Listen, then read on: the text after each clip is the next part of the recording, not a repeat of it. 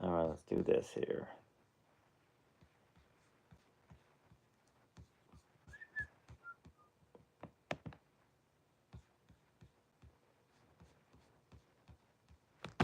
Got a feeling this is working this time. So,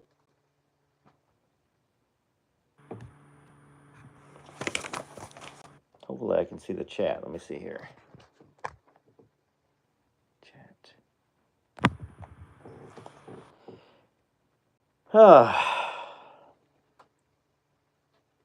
If you're on, shoot me a message and I will. In fact, I need to switch. I'm going to go ahead and log out. See if I can view the comments on regular YouTube. I'm on my mobile phone, which has Verizon Wireless. Okay, hey, so y'all can hear me? I'm not spinning this time? Hey again, Mary. Let me know if y'all can hear me and see me good. Okay, good. Okay. All right, so I bet you it's this computer that I tried to use.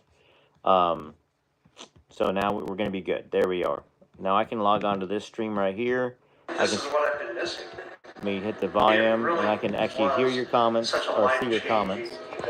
I can eat more natural foods, things that you can actually chew. You need to, even salads was. Okay, there we go. Okay. So, since I pretty much spun immediately, if you're brand new to this stream, I'm reading Child Bride, and we're in some parts that I remembered kind of reading back in the day. Perfect. Okay, good. I'm glad. Thank you, Lady Nadia, and thanks, Jerry. Okay, so we're reading about Priscilla being cut out the will, Vernon cutting Billy Smith and other family members that might have been in there, maybe Charlie Hodge, got cut out the will. It wasn't Elvis's intentions. He just wanted Priscilla cut out. And so we're reading that part where the last time Billy Stanley, Ricky Stanley, David Stanley had seen Priscilla was at the funeral, and they said that she was very cold. All of a sudden, she pops up at Vernon's funeral after being named as a co-executor, and tells them that it's all friendly. Invites them out to a Mexican restaurant, and that's what we're going to read right here. Okay. All righty. Thanks for sticking with me, y'all. I mean, I don't know. We'll figure it out. I guess I can just do the lives on the mobile. If it looks good, great.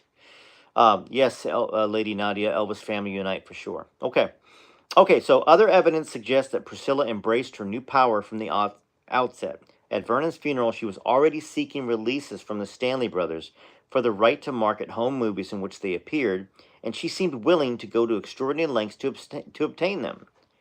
She told the Stanleys at Vernon's funeral service that she wanted to sell the home footage for a TV special, and she apparently promised them that they would be paid if they signed and the movies were sold. Now, after Vernon was buried, Priscilla was cold to the Stanleys. At Vernon's funeral, she invited David, Ricky, and Billy to a Mexican restaurant in Memphis, where she swapped Elvis stories and ordered an extra bottle of wine for them to keep. The seduction of the Stanley brothers continued throughout the night.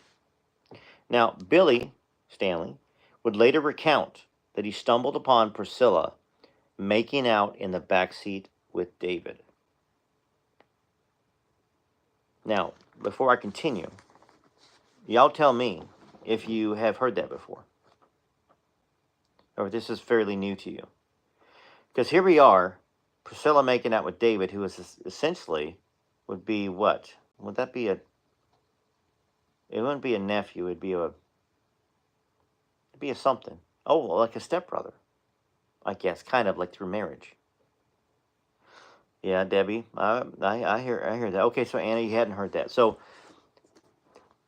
it's shocking, but it isn't shocking for what we kind of have learned about Priscilla. Hey, Joyce, New Jersey, I appreciate y'all. Hey, thanks, by the way. You reminded me. When I did my first live stream that was halfway working, I asked everybody where they were from, so I can kind of get to know that. So let me know where you're from when you pop on and leave your comments. And let's continue. So they were making out in the back seat, David and Priscilla. And I tend to believe Billy because for everything I've learned about Billy from doing conversations with him, I think you can use your common sense. Everybody can use your common sense and watch somebody and tell whether they're being honest or truthful or honestly. And he's always emotional about Elvis. He's always emotional about Lisa, and I can tell that he feels horrible that Lisa lived the life that she did because of Elvis passing away and the kind of mother Priscilla was. Um, so you did hear that, Mary? Yes, okay. Iowa, Anna, good to see you from Iowa. Debbie from Indiana, that's right. Illinois, Rhonda. Saudi Arabia, very cool. Um, and Sacramento, Carol, good to see you. Okay, so let's continue with this. Priscilla um, later suggested that they stop at Graceland for a quick. Now I'm going to change this. So when you go into a swimming pool in a birthday suit, that's what she suggested. Um, Rick had to catch a plane for Florida though and left, but David, Billy, and Priscilla's sister Michelle accepted the invitation. Now, both David and Billy would later say that Priscilla became suddenly shy once they got to the pool, and instead of birthday suit, she was just in kind of a top and bottom, what you wear under your clothes. And of course, I'm saying this stuff because YouTube sometimes will slap a warning on it for content, and I don't want that to happen. Okay, so didn't do what she promised, but everybody else got in that way. Looks like. But after the swim, Billy would later write, Priscilla stood completely in her birthday suit in an open doorway in front of him and David and asked for something of theirs to wear. Oh, boys, I need something. Who's got something for me? That sort of a thing. Um, all right. So, just a quick pause. Two things that I mentioned in the first live stream that I do want to mention again. I'm going to be bringing on Kay Smith. Kay Smith is somebody that was in a movie, This Is Elvis. And she was at Graceland. She was actually went upstairs to Graceland to the bedroom. She's going to be on somewhere in the next week. So I wanted to give a shout out to that to watch that. She's either going to come over here and we're going to do a taping, or I'm going to go over to her place. She comes to my shows, my wife and I shows, and for years she's done that. And I apologize, I haven't brought her on before then. And then we see Just a Girl Who Loves Elvis. She's beginning a channel, and I suggest to all of y'all, if you love Elvis and want to do it, don't be afraid, do it. You can have a faceless Elvis channel where you just use your voice. You don't have to use your face if you don't. There's also some great tools that are out there. But anyhow, let's get back to reading. So, stood in the doorway in a birthday suit. By the time she caught her plane for L.A., Priscilla had her signed releases. David and Billy never heard from her again. Now, I think they probably signed those releases too, so they would perhaps have access to Lisa, who they loved. I do know, I've read and I've heard that, and even Billy mentioned it the other day, that David flew out to L.A. to spend time with Lisa to try to help her to, to try to help her through things in life. So I know David doesn't have a good relationship in Elvis land, and I'll be honest, I have not really studied it in depth enough. What he's done and said lately, I know he's doing a lot of stuff, but I do know Billy's intentions, and Billy, if he says this and said this, it's got to be true. All right, here we go. We're still here, right? Not spinning? Okay, all right, let's get back. Okay, so Priscilla had her signed releases. David and Billy never heard from her again, and she sold the home movies soon afterwards for a large sum of money, but she never compensated the Stanleys. All but Ricky, who remained friends with Priscilla and did not consider the footage was his to sell anyways, felt misled and deceived.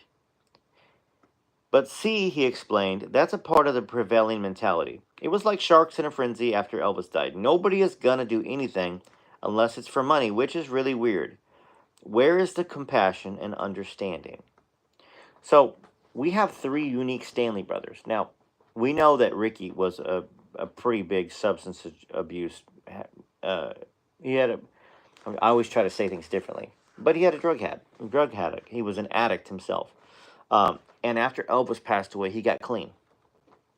Then he became a preacher. Now, I don't know what y'all think about Ricky. I do know what the majority of y'all think about Billy, and I don't quite know what y'all think about David as well. Y'all are probably more studied up on David Stanley. Very good. Thank you, Rhonda. Than I am. Um, it's only so much time in the day, and of course, y'all know I focused a lot on reading about Are You Lonesome Tonight, Lucy DeBarban, June Wanico, her story, Elvis and Kathy, you can see in the background there. Um, I do intend, I've got a book of Ricky Stanley's I do intend to read as well. Continue reading Billy's. I'm sure David has a book out there. Maybe he doesn't. I don't know. Um, but yeah, so in fact, I got a phone call from Jim Gissy from Westgate Resorts, who was, I believe, the CEO of Westgate, and that's where David Stanley does a lot of his stuff. So I might be doing something with them at some point in time, and also I may be on Sirius Satellite Radio, the Elvis channel, with Big Jim Sykes. I'm working on that right now. Okay, let's get back to reading. Nancy Rooks, the Graceland maid with whom Elvis shared his vision of the afterlife, noticed an immediate change in Priscilla after Vernon's funeral. She became the boss after Vernon died, said Nancy Rooks. She took over. And before I continue, let me go back that. It wasn't that Ricky was saying that David and Billy were money hungry with that. It was just a prevailing mentality that, in general, in the Elvis world, Billy never complained to me about not getting compensated. He just thought it was underhanded, what she did. And she probably didn't even need to do that. She could have just said, "Hey, this is for Lisa," and they would have signed it, no problem, without any of the birthday suit stuff in the pool and drinking and bar hopping. All right, Priscilla, in one of her first actions as executrix, met in Memphis with Joe Hanks, the Presley family accountant, and a co-executor since Elvis's death to discuss the state of the estate.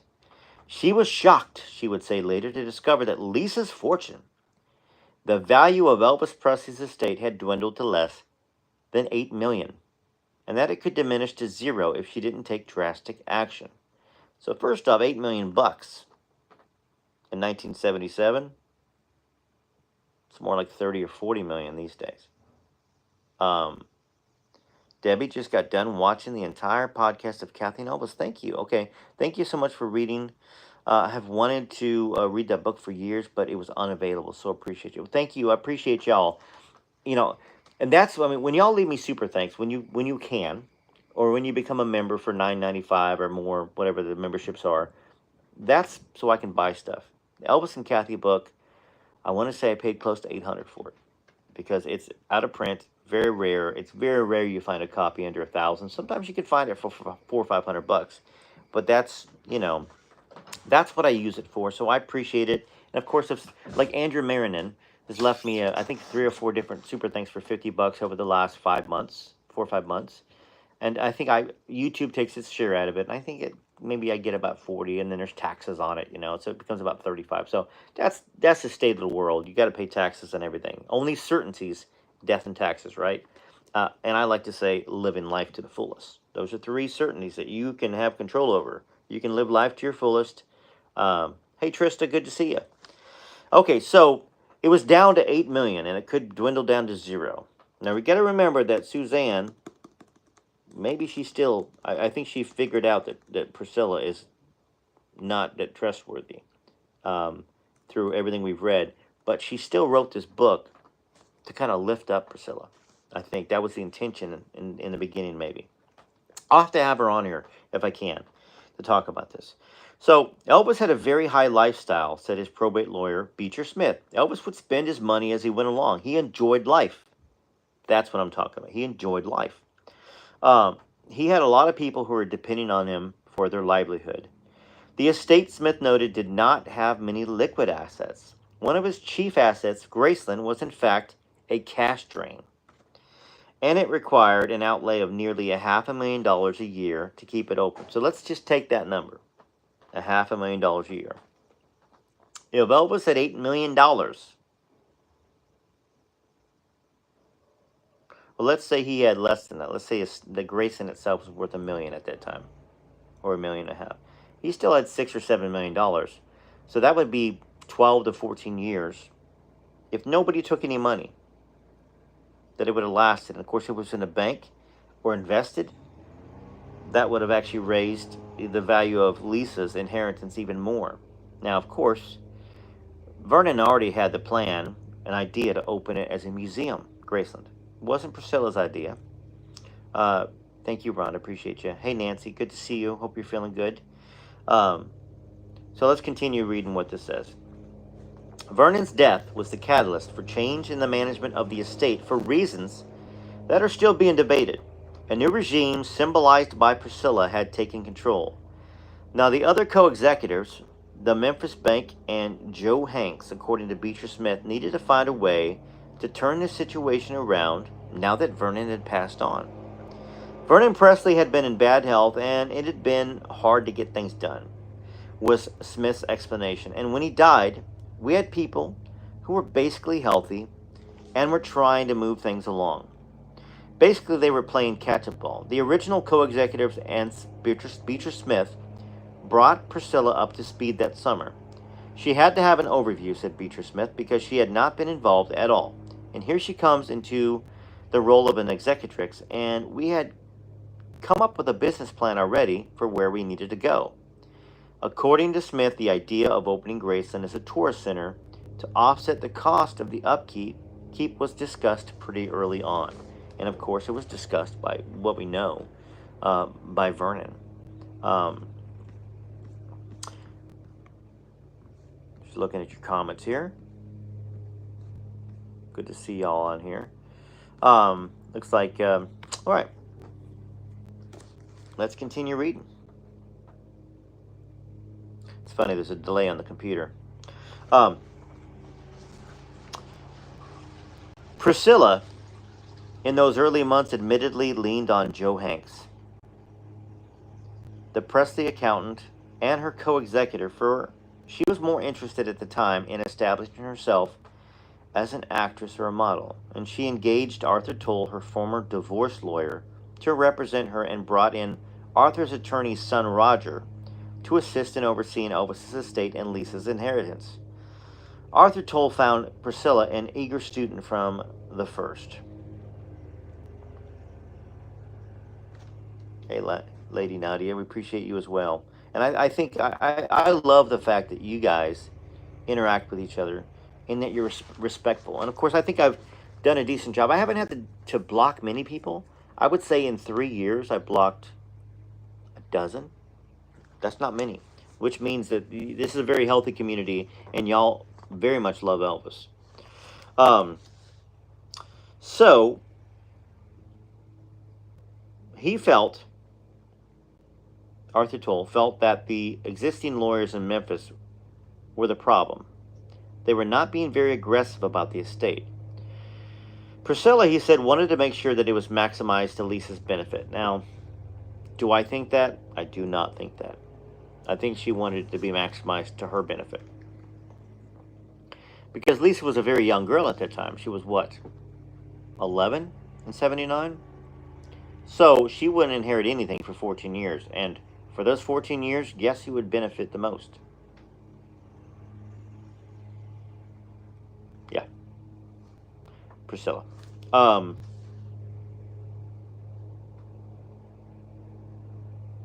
Joe Machio, who had been discussing Elvis-related commercial ventures with Priscilla since the singer's death in 77, 2 years earlier, dived in with Priscilla to explore the opportunities her new role as an executrix presented her. It was time to, I hate to use the word cash in on him, said Machio, but it was time to do this in a business-like way and form some real strong business relationships, or this whole thing was just going to go by the wayside. Machio intensified his bird dogging for Priscilla. By September, he had sent a letter outlining his progress. He had spoken to representatives of the state of Tennessee about opening Graceland as a state park. He'd met with RCA to discuss repackaging and reissuing Elvis records. He'd examined the possibility of recouping some of Elvis's lost royalties, and he had entertained the thought of the estate, joining forces with Country Music Foundation to create a permanent exhibit at Graceland. Now, Priscilla in those early months was real confused. Of course, why would she be confused? She's always been hailed as a businesswoman that saved Graceland. I wish that was the truth. I wish that Elvis and Priscilla were this great thing that lasted forever, and that Priscilla was a great partner to Elvis, and that when Elvis passed away, that she was a grieving widow, and that she did everything for her daughter. But the reality, I think we all know, is not that. Um, I wish it was, and that's definitely the fairy tale that's been spun out there. Um, but like I said, her attorney and her counsel said that she was real confused. So she wasn't a smart business person, and she was not the one that saved it. The people that were around that Vernon had put in place, and maybe even her. We got to give her some credit. I mean, she did put her face and voiceovers on some of those documentaries and stuff, and there's a certain sect of people, and maybe even us, like me. Like, I always felt kind of bad for Priscilla. I thought that, gosh, it must have been hard to be married to the king of rock and roll who had all these women that were after him all the time. I know that relationships are tricky, and that it would be difficult. All right, so she didn't know what to do, said Michelle, particularly about Graceland, knowing it was a sensitive issue and that Elvis's fans would erupt at any decision they felt was contrary to the wishes of the king. Now, the experience was both bewildering and intimidating. Lo and behold, she's an executrix of the estate, and it's very complicated.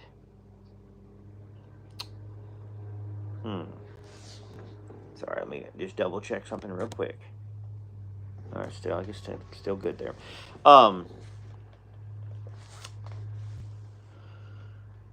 So John Robert Soden, or Jack, as he was called, a junior associate of Morgan Maxfield's in Kansas City, later director of Graceland, and now the pressure's really on her, because they keep dragging her into the rooms filled with bankers and lawyers, and she's supposed to hold her own, which we know she couldn't.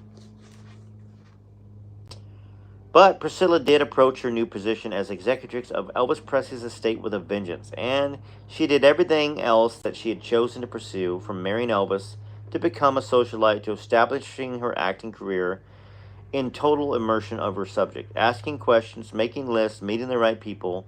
I don't want to fail, she said. I do my research. I do what I have to. I'll talk to anybody I have to talk to before I make a decision, people who know their field and who are leaders in their field. Priscilla began subscribing to the Wall Street Journal, to Barron's. She read everything, said Bob Wall. Morgan Maxfield, her suitor. Said Bob Wall. Morgan Maxfield, her would-be suitor and financial wonderkind, spent hours with Priscilla, drumming up financial schemes for her and the estate. Priscilla, unlike Elvis, who was an artist, first and foremost, found the business world and the prospect of making money through investments to be sexy and exciting. Jack Soden remembered taking a call from Priscilla at the office one day while Morgan was out. She was calling from a payphone at the airport, and she had read an article in the business section of the New York Times, and it was about gold, he recalled. Gold had gone bananas. Well, Priscilla had scribbled down about 4 questions as a result of the article. So I ended up having this discussion with her. So obviously, very money motivated, right? And if that's mixed with a genuine love of family, and you're money motivated to really take care of your family and to spend quality time with your family, I get it.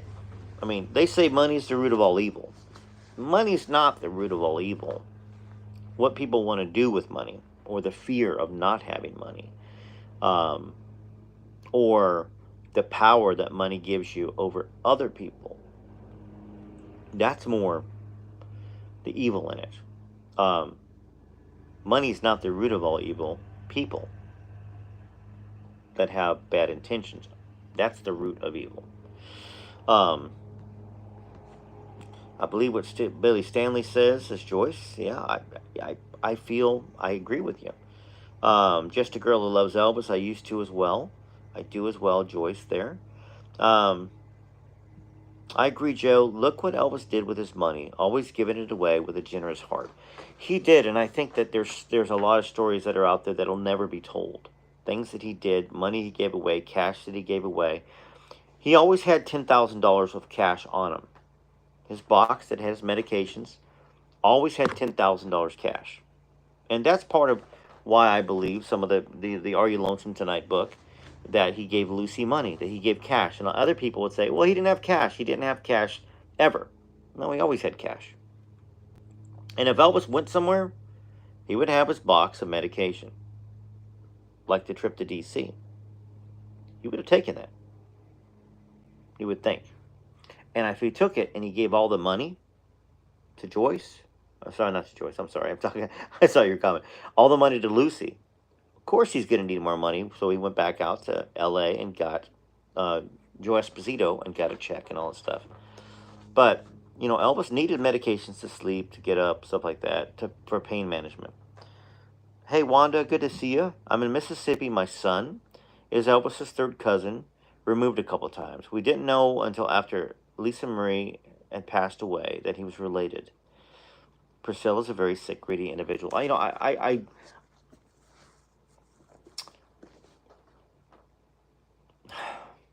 trying to figure out how to say this in the right way. I think it's glad. I'm glad that the Elvis world has learned more about Priscilla and perhaps her intentions. Do I think she's completely wicked? I don't think. I think that she does. I'm not a psychologist, but I think a psychologist would say that she does what she does in order to have self-esteem. She probably doesn't have much self-esteem. If it's about constantly getting accolades, constantly getting money, which is how it appears at least, right? Good to have you on the channel, Wanda. So continuing on the book, we are reading from Child Bride and talking about discussing it.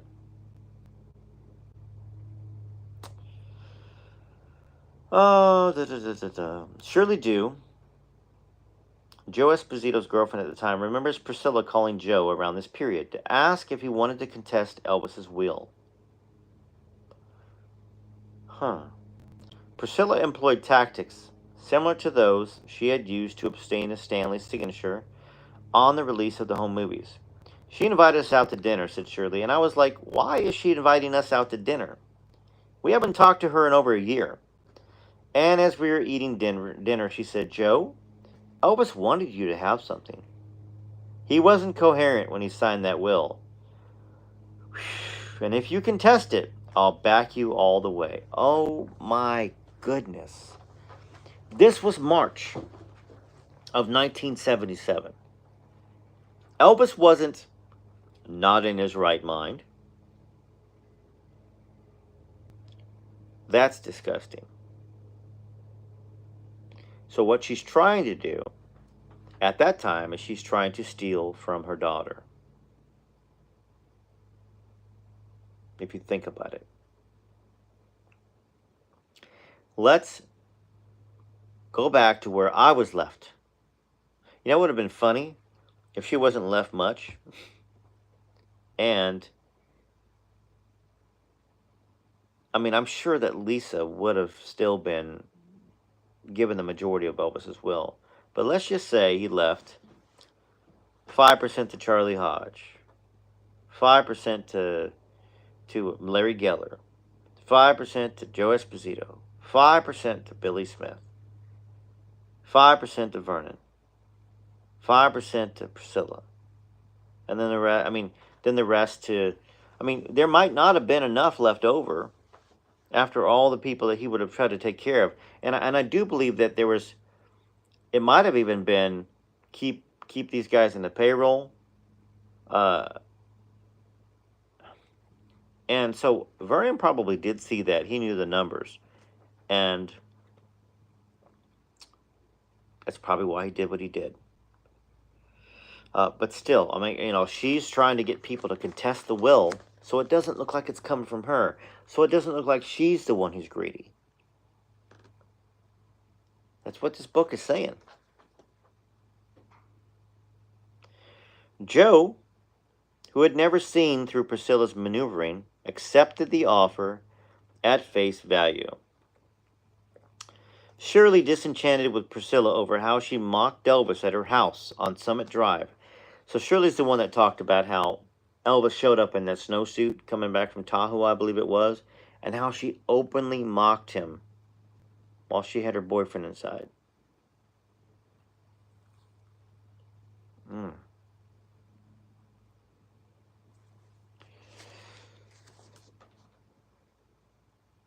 Some comments here. It's very nice. Your son related to our cousin removed. She should look up Hillbilly Cat's history.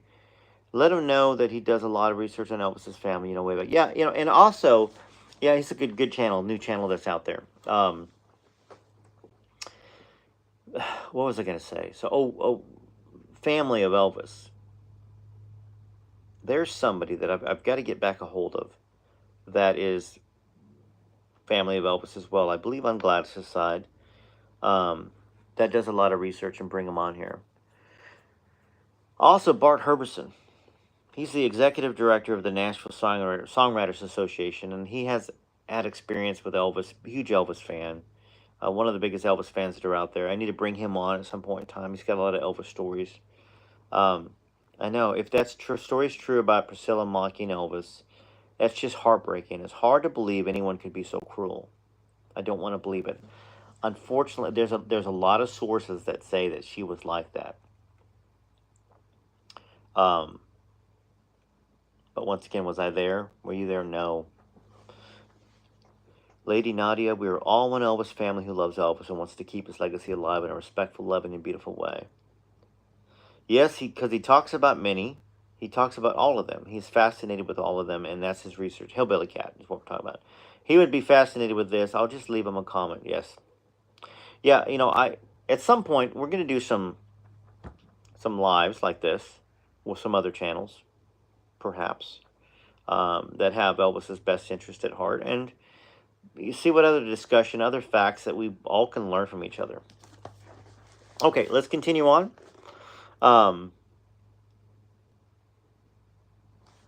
Let's see.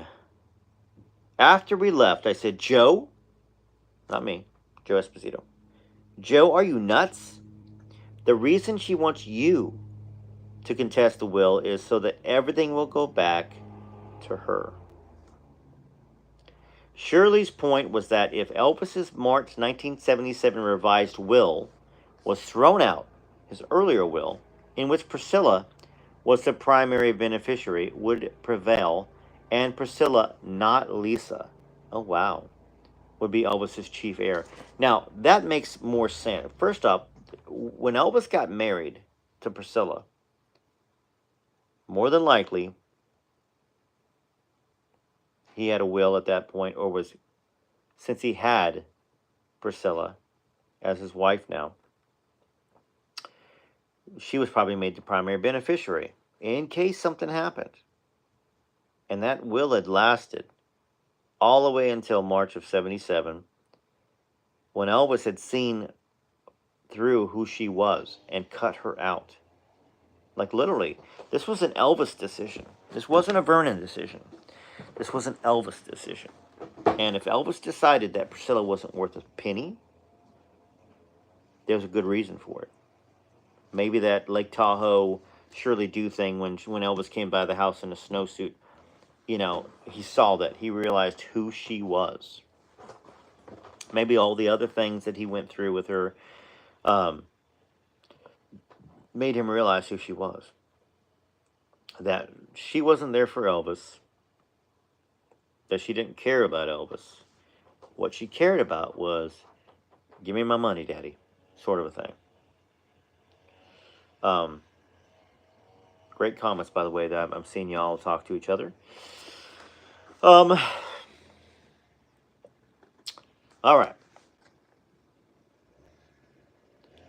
Now, I don't think that Joe Esposito really comprehended that, Shirley would say, long after their breakup.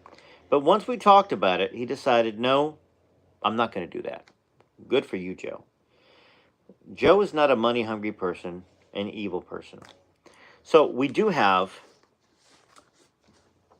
the Good Rockin' Tonight book that we need to continue reading as well because it's Joe's story. Now, Joe's got a complicated reputation in the Elvis world. I think primarily because he went to work for Elvis's manager, Colonel Parker, um, and people thought he was more of a spy on Elvis than a friend. Now, Elvis had him along from the beginning, which could have been partially Vernon's doing because he knew that Joe was probably a businessman from Chicago, the reputation of the mob in Chicago, the Memphis Mafia.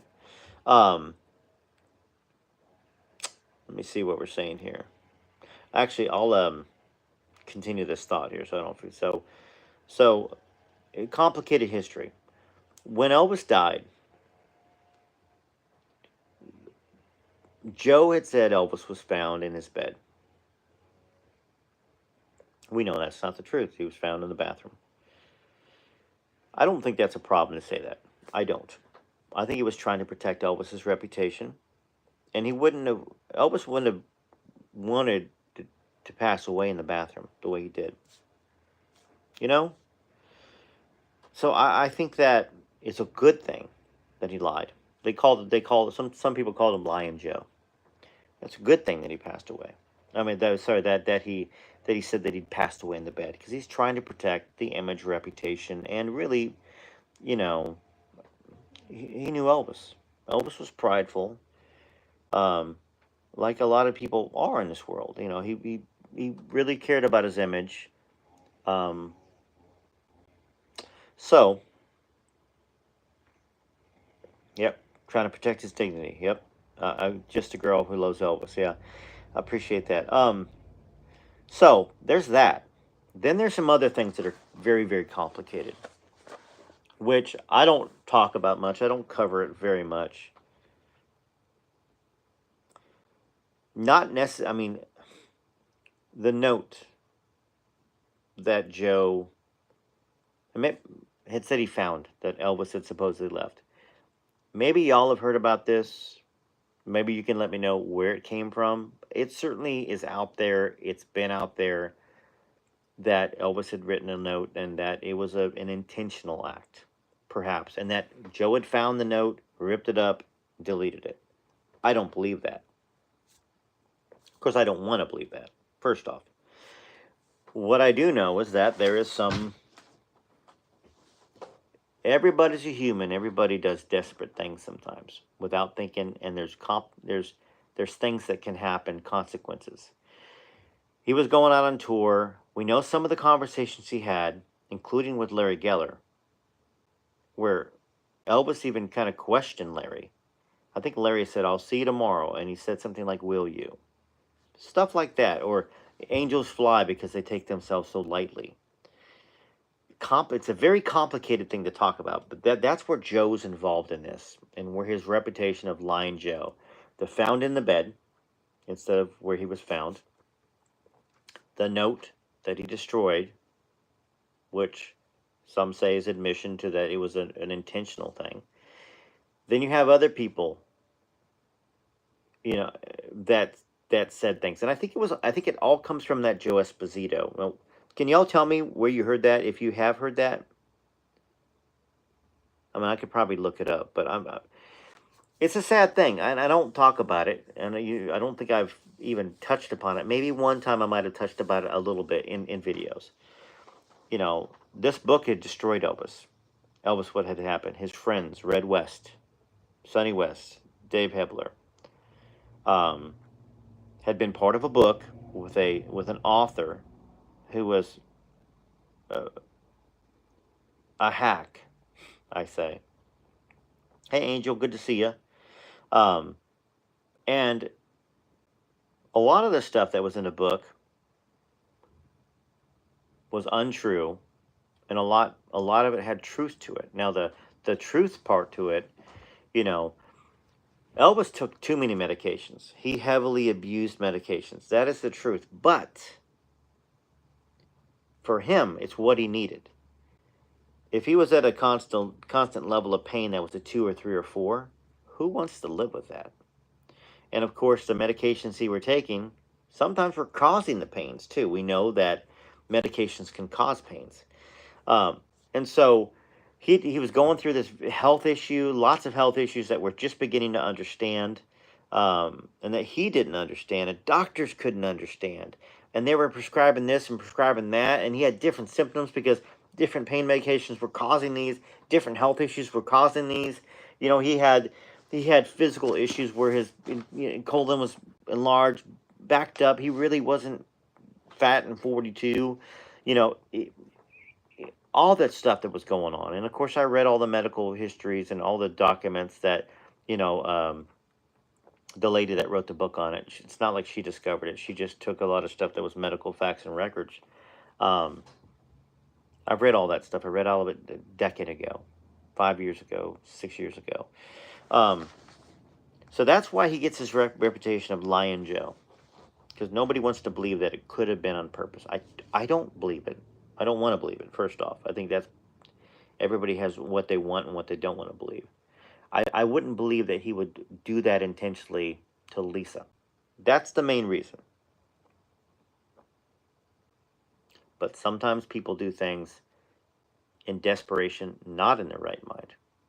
And that's all I'm going to say about that. I don't even know if you guys even want to speculate in comments about that, because first off, we do want to respect how much life Elvis lived to the fullest and how sick he was. That's, you know, so let's get back to reading. But that's why he has a reputation as Lion Joe, because of the statement that he made about that. And I don't know whether it was an interview, what it was, what book it was from. So Anna Anderson, you said you meant to say I heard Joe in an interview. Okay, so it was an interview. Okay, that must have been where I heard it as well.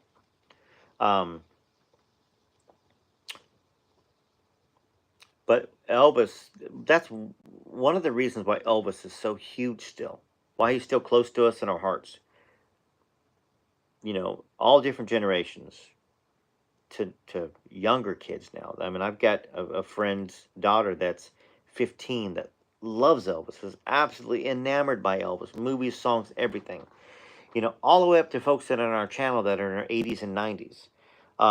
It's because Elvis Presley is like us. It's like a family member. We accept his faults. We accept things that maybe he did wrong, the things he did right, the emotions he put in life, how he lived it, his generosity, his meteoric rise to fame, that story of, you know, rags to riches, how he respected his mother and his father, and the tragedy of losing his mother, the tragedy of being born a twin, and all the pressure that was put on him unknowingly by Gladys and Vernon, you know, and all of that is who Elvis became.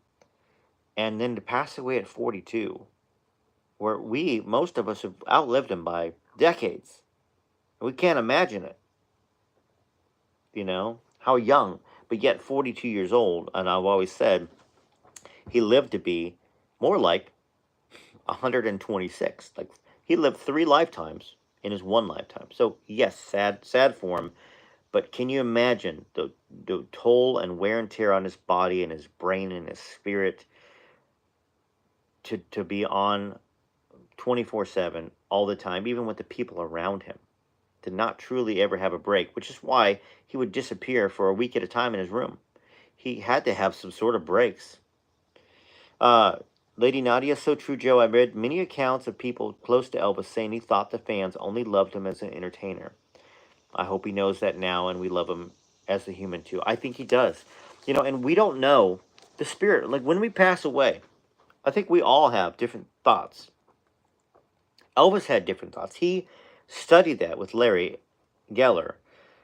What is the afterlife? What are we here for? You know, I mean, y'all know I lost my son at 44 days old in 2017. Anson Walker Sands. My wife almost died twice. They cut her uterine artery. I've shared this on the channel before in different videos. 5.5 hours of surgery, first time, didn't get it fixed, and then the next morning another 5.5 hours, and then 44 days later at the hospital, we lost Anson um, to MRSA. Um, and when you lose a child, not only do you struggle with it, but my wife struggled with it. People talk about miracles. Oh, yeah, I prayed for my baby; they were healthy. They fought through it. They beat their cancers. They did this and that. And when you have something like that happens, same thing with Elvis. Why did he lose his mom? God, I've been doing everything I could. I've been generous. I've been doing stuff for my mom. Why would I lose her? So, spiritually, you wonder where you're going to go in an afterlife, or what it's all about. And I know I share that with Elvis, the journey, the search, and I think y'all do too. Um, that Elvis wondered why he was here, and I've lost my train of thought. That's what happens when you go around in a circle too much. Anyways, um, but I tend to believe myself, my personal experience. When you're asking God to heal this person, and they don't, you get mad at God, right? Upset at God. Why wouldn't they heal my 5-year-old niece who had leukemia and died at 13? After fighting it for 8 years. She was a sweet soul. But I do believe that we come down here for a reason, and perhaps we know how long we'll be here. Those to believe that we're a spirit, that we come from God, that this isn't all an accident.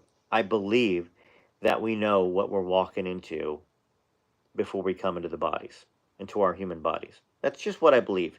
And I believe my son, Anson, his spirit was being refined somehow. Now, this gets kind of, once again, it's a very, very difficult, complicated subject, right?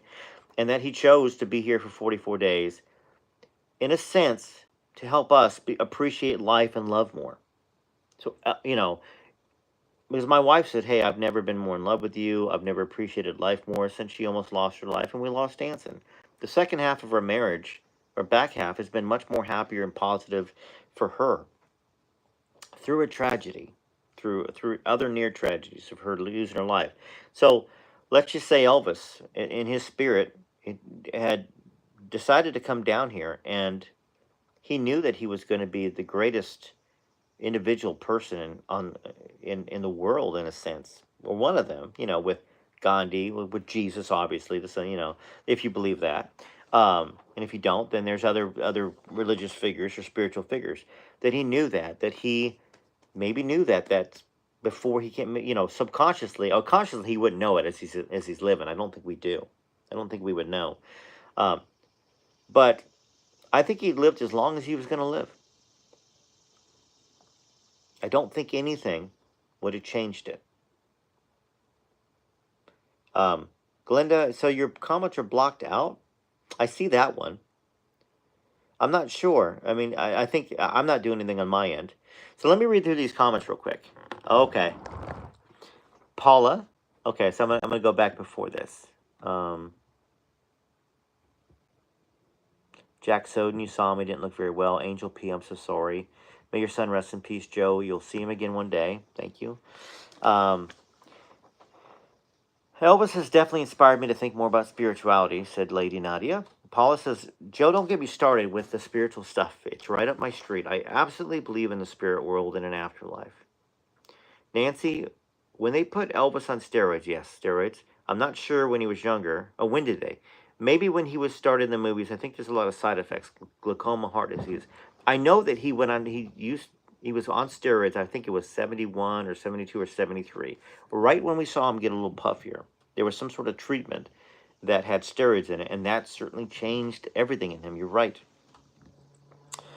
Pretty sure Elvis did not know the side effects, glaucoma, heart disease, all kinds of side effects. That's why I think doctors don't like to give it to us. Joe, said Angel, did you hear and know that there's a petition by Elvis fans not to bury Priscilla? I've seen that, and I think I might have signed it a while ago when it was going around. Lady Nadia, thanks for being so open and vulnerable with us, Joe. God bless you. God bless you as well. I think we all have these things. We lose people. We're the lucky and unlucky ones. You know,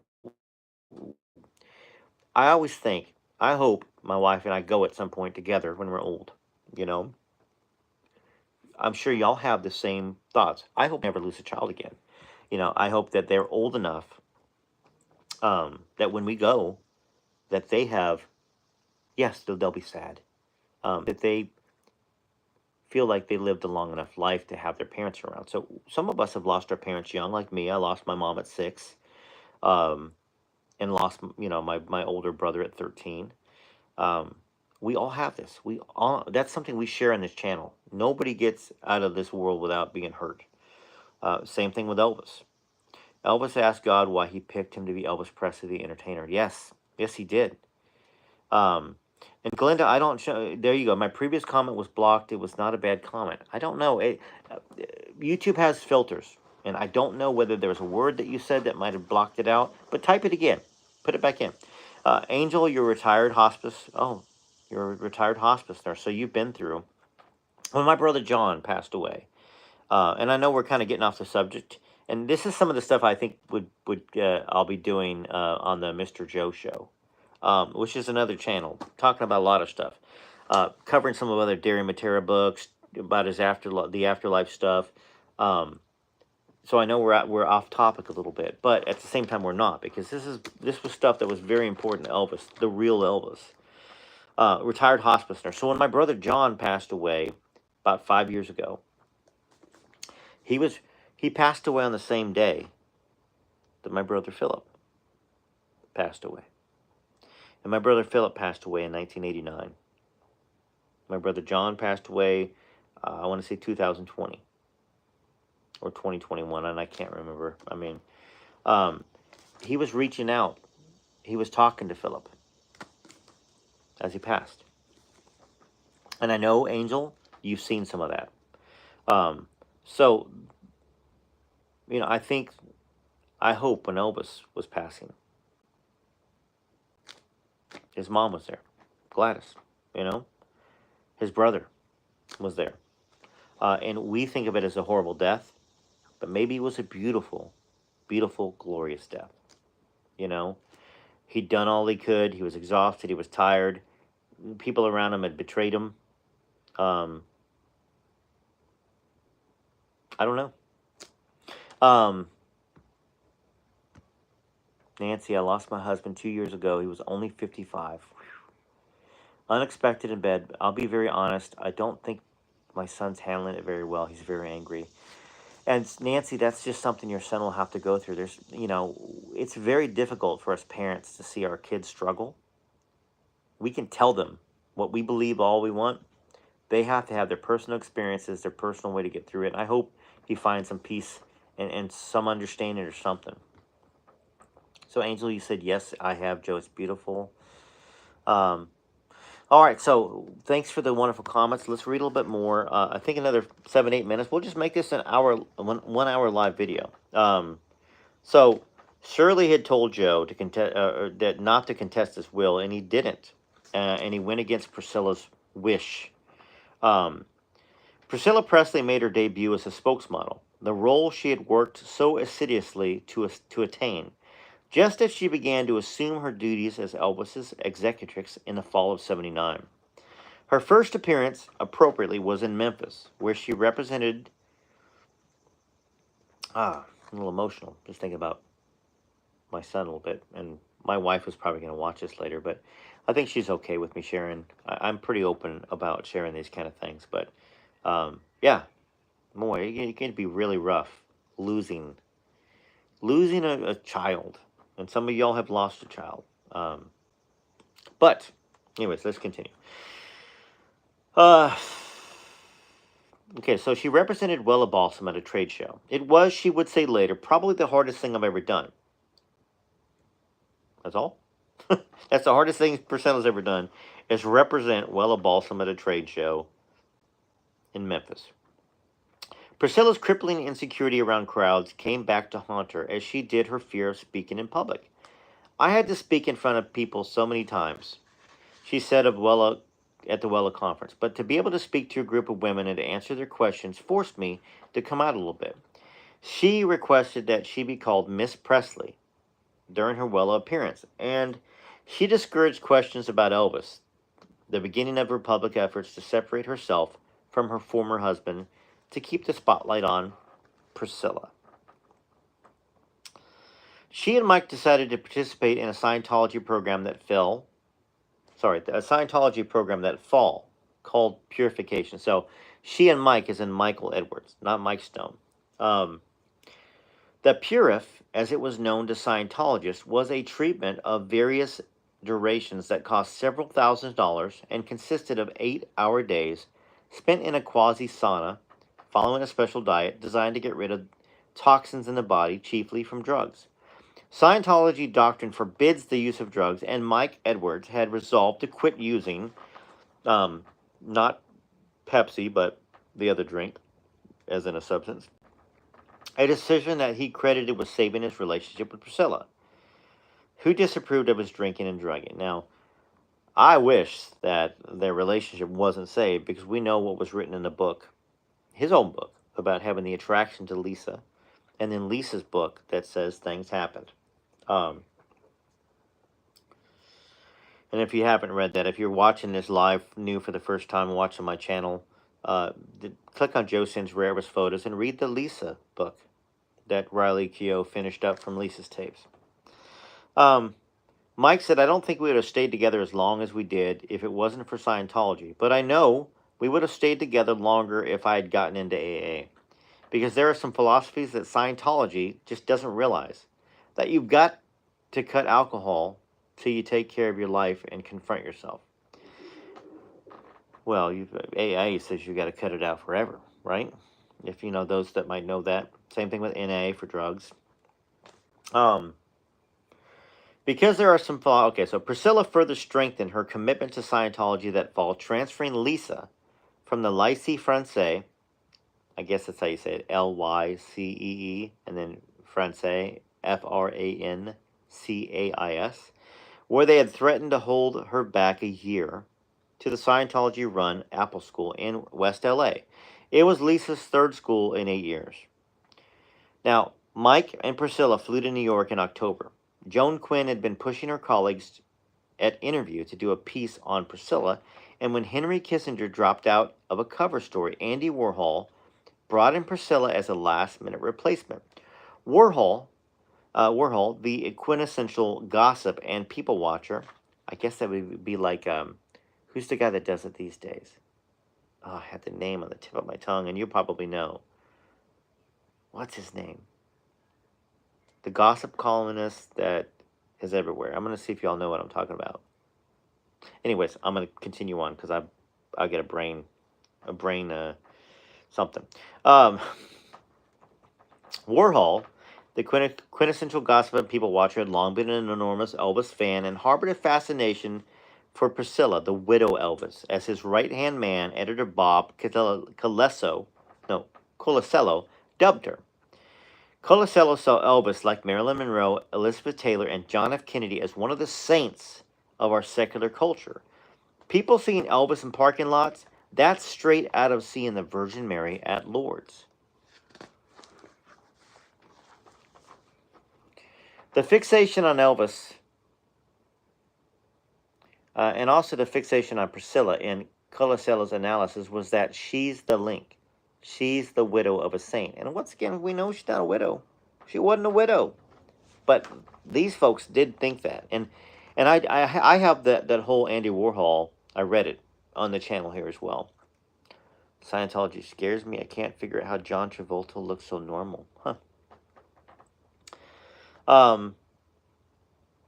So let's continue this, and we're going to wrap it up, because we're right around that hour mark, and I got a job, I got to work, and yep, got to get to that part of my life during the day. The equivalent of Jackie Kennedy, he believed. This is probably what fed Priscilla's narcissism. Those sort of things. And it is intimidating to be a widow of a saint. The Elvis myth was so overwhelming, and people are so curious about it. Andy Warhol's only comment about Priscilla later, apart from remarking on her beauty, was his catty speculation that she must have had a nose job. Colacello found her closed to the point of paranoia. Very unforthcoming, very nervous and uncomfortable, frightened and tense about the whole situation. She seemed really worried about saying the wrong things. This was apparently another vestige of Priscilla's lifelong practice of secret keeping, the fear of revealing something that she had been instructed, or that she had preferred not to disclose. One of her last, well, one of her few comments to Andy Warhol that day, and it said more about Priscilla than she realized, was, "Sex is everything."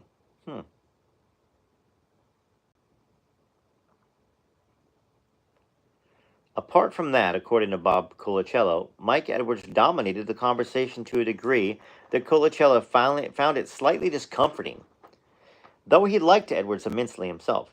She seemed to be almost controlled by him. Colacello remembered she did not answer a question without looking at him first. She was kind of weird, very much under a spell almost. There was a slight Svengali aspect to it. Now, according to Mike, Priscilla was too shut down, too insecure to speak for herself.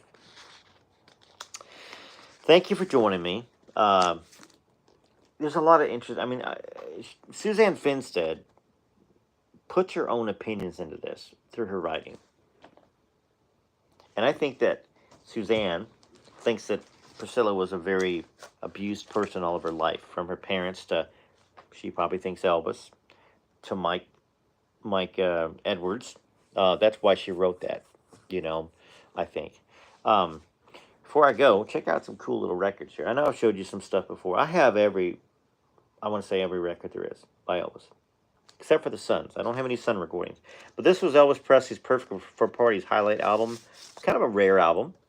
It's got Love Me, Anchors Away, That's a Puente. Now, that's not Elvis singing some of that stuff. That's just it's a compilation album. Rock Me, But Don't Roll Me, Tony Scott, Happy Face, Baby, The Three Sons, and Prom to Prom. It's not for sale, so it's a promotional. But it had that one song, Love Me by Elvis. Wanted to share that with you since I had it down here. Elvis Summer Vacation Special, by popular demand, first time on 45, Such a Night, plus the new song, Never Ending. Feel very fortunate to have a lot of these. I did pick up a collection a while ago at a really good price that had a lot of rarities in it. It was at a thrift store. It was a pawn shop. You don't expect to find any Elvis stuff in a pawn shop. Thank you, Joyce. I appreciate you, and for all of y'all that have lost somebody, I feel for you. It's for us to go on and to try to find some purpose in it. That's a positive purpose. Whether it's appreciating our own life, our own health, our own opportunities, and that may be what it is. I've always felt like a lot of y'all know that I talked about when I was younger. I thought about being a priest. I was raised Catholic, and I played Jesus in the Passion play, so I get to hang on the cross and to feel like all my friends had betrayed me, and praying in the Garden of Gethsemane, and I'm probably not saying it right. I did that when I was 16. Later on, I thought about being a pastor, and I've always pondered life and death, and what it means, why some prayers aren't answered. Garth Brooks has that song, sometimes I thank God for unanswered prayers. Remember when you're... I can't sing too much of it. It'll be copyright. But I believe that we pray to be more like Jesus, to be more like God, to be more like the Spirit. That not necessarily are we going to get those prayers answered, but it's more to bring ourselves into a selfless state, not a selfish state. So anyhow, I don't know if that helps anybody. Thank you so much. Made it to the end. I love it. MITTE. You guys have been great that you guys coined that phrase out there. Thanks, Nadia. Well, I mean, who knows what this life's still going to lead. Maybe I will someday. Maybe I won't. I don't know what God's purpose is for me, and, I don't think we're all perfect about following what we're supposed to do either.